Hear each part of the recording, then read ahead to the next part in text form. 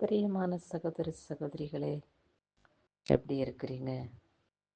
கிறிஸ்துவின் நாமத்தினாலே உங்களுடைய ஆத்துமாவும் ஜீவனும் நன்றாய் இருக்கும் என்று எப்பொழுதும் நாம் விசுவாசிக்கும் பொழுது, அந்த விசுவாசத்தின் பரிசாக தேவன் நம்மை காத்துக்கொள்கிறார்.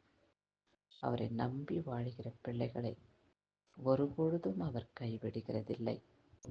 என் மகனே, என் மகளே, நான் உன்னை நேசிக்கிறது போல நீ என்னை நேசிக்கும் பொழுது உன்னை என் சொந்த மகளாக மகனாக ஏற்றுக்கொள்கிறேன். உன் துக்கம் மறையும், உன் வேதனை நீங்கி போகும், நீ சுகமாய் வாழ்ந்திடு என்று நாம் துதிக்கிற தேவன் நம்மை ஆசீர்வதிக்கக்கூடியவர் என்று நாம் விசுவாசிக்க வேண்டும்.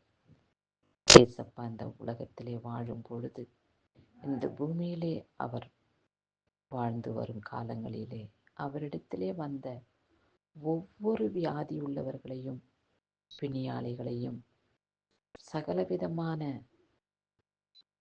பாவ செயல்களின் மூலமாய் வந்த வியாதி, துக்கம், துயரம் உள்ளவர்களையும் பார்த்து அவர் சொன்ன வார்த்தை என்னவென்றால், வேதனை நீங்கி சுகமாயிரு என்று அவர்களை ஆசீர்வதித்தார். அவர் பார்க்கிற பார்வையெல்லாம் பாவிகள் மேலேத்தான். என் மக்கள் பாவம் செய்யாதபடி நீதிமான்களாய் இருக்க வேண்டும், என்னைப் போல பரிசுத்தமுள்ளவர்களாய் இருக்க வேண்டும் என்று அவருடைய இருதயம் நம்மளை பார்த்து விரும்புகிற காரியம் அதுதான். ஆமாம், எப்பொழுதும் அவருக்கு முன்பாக நாம் பரிசுத்தமாய் வாழ ஆண்டவரிடத்திலே வேண்டிக் கொள்வோம். சரி, இந்த நாளிலே கர்த்தர் நமக்கு கொடுக்கப்பட்டுள்ள வார்த்தை என்ன என்று பார்ப்போம். எபேசியர் 2 அதிகாரம் 8வது வசனத்திலே, கிருபையினாலே விசுவாசத்தை கொண்டு ரட்சிக்கப்பட்டீர்கள், இது உங்களால் உண்டானதல்ல, இது தேவனுடைய ஈவு என்று சொல்லியிருக்கிறது. அவருடைய கிருபையினால் தான் இந்த உலகத்திலே நாம் ஆசீர்வாதமாய் வாழ்கிறோம். நம் சரீரம் சுகத்தோடு, பலத்தோடு, ஆரோக்கியத்தோடு நிலைத்திருக்கிறது. அவருடைய கிருபை மாத்திரம் நமக்கு இல்லை என்றால், அவரை அறிந்து கொள்வதும் பரிசுத்தமாய் வாழ்வதும் அரிது. அவரை நாம் பற்றி கொள்ளும் பொழுது, அவரை நாம் நேசிக்கும் பொழுது, அவருடைய கிருபையினாலே முடிசூட்டப்பட்டு, இதோ இந்த சம்பாதியத்தை எல்லாம், இந்த சொத்துக்களை எல்லாம் நான் தான் சம்பாதித்தேன், என்னுடைய சரீர பலத்தினாலே, என்னுடைய அறிவு ஞானத்தினாலே இவைகள் எல்லாம் என்னை வந்து சேர்ந்தது என்று நம் இருதயத்திலே நாம் நினைக்காதபடி, ஆண்டவருடைய கிருபையினாலே, அவரை நான் விசுவாசித்து வாழ்ந்தபடியினாலே கர்த்தர் எனக்கு இந்த காரியங்களை வாய்க்கச் செய்தார், இந்த சொத்து சுதந்திரத்தை எனக்கு கொடுத்தார், நான் பாவப்பிடியிலிருந்து ரட்சிக்கப்பட இது தேவனுடைய ஈவாய் காணப்படுகிறது என்று நாம் தேவனை போற்றி வணங்கி துதிக்க வேண்டும். இப்படி செய்கிற மனுஷன் கர்த்தருக்கு முன்பாக பரிசுத்தமாக்கப்படுவான்.